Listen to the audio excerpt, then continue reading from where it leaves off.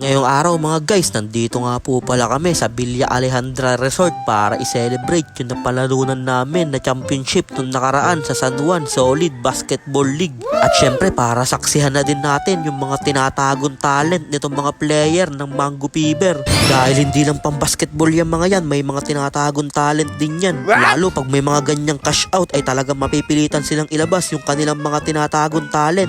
Tingnan nyo naman, talagang kanya-kanya silang pakitang gilas dyan. Talagang banlulupit naman nila sumayaw. Talagang nagpapakitang gilas dito mga Ginoo ng Barangay Makamot. Kaya kung wala kayong ginagawa ay samahan nyo muna kami dito sa aming trip. Let's go!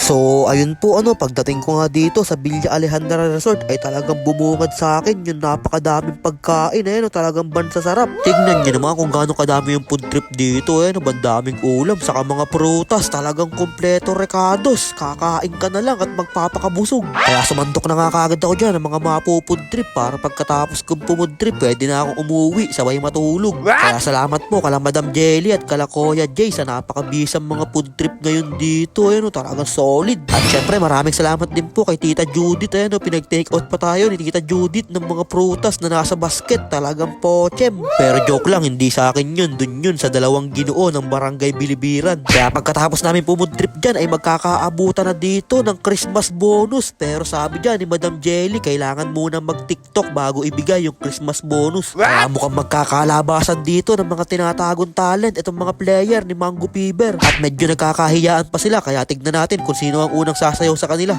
Ginoo? Ayan na. Ice cream yummy. Ice cream good. Ice cream yummy. TikTok nito. Ice cream yummy. Hey, ice cream good.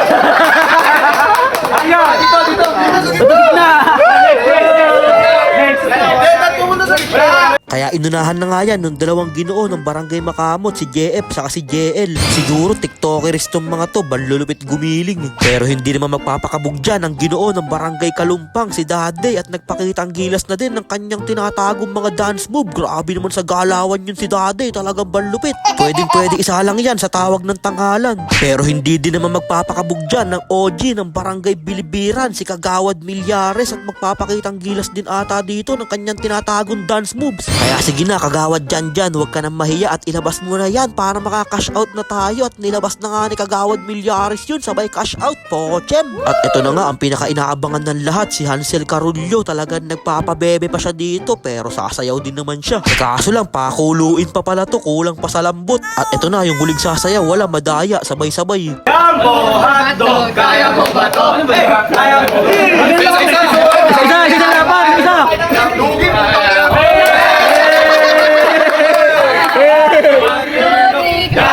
Hotdog, kaya mo. Ulit. Ayun. Ayun, wala ka libo. Ayun, sabay-sabay. Isa.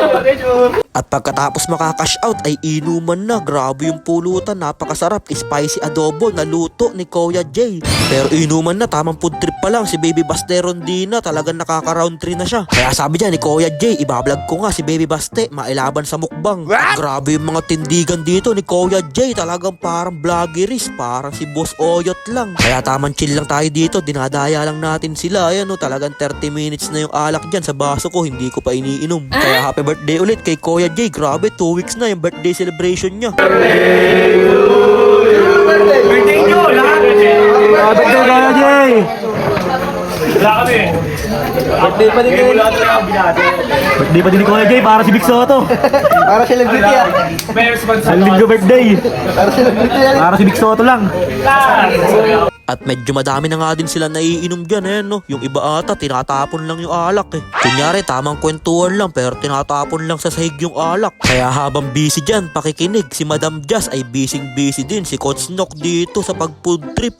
Talagang kain lahat. Pati patot panabla, talagang lapangs. Talagang pinanggigilan ni Coach Nock yung lutong adobo ni Kuya Jay. Talagang mabisa daw. Kaya pagkatapos pumud trip dyan ni Coach Nock ay parang chinachat na dito si Daddy Peson ng kanyang bebe na si Ate Kim. Kaya sige na pale, wag ka nang umistyle, naiintindihan ka namin, umuwi ka na. Kaya nag-selfie na nga dyan si Boss Oyot dahil nararamdaman nga daw niya na malapit na umuwi sila Daddy Peson. At sumirit pa dito si Boss Oyot na picture daw muna kami lahat bago magka-uwian. O siya, game na, picture na dahil mag-uuwian na dyan yung mga iba, nararamdaman ko. At umapir na nga dito si Daddy Peson na yan, no, talagang babounce na siya. Panayang style sa kwento, isang chat lang pala ni Ate Kim na nasan ka, umuwi ka na. Nagmamadali pa si Daddy Peson, nanginginig pa. Sige na, uwi na, tama na ang style, baka sa labas ka pa mapatulog. Tignan mo si Coach Nok, pagkaubos nung adobo, biglang niyaya si Madam Jazz, uwi na daw sila. Kunyari daw, ihahatid niya si Madam Jazz para hindi na din siya babalik. Style naman, Coach Nok, lumang tugtugin na yan. Kaya shout out sa lahat ng mga tropa na nagpunta ngayon dito sa Villa Alejandra Resort, ng mga kakampi natin.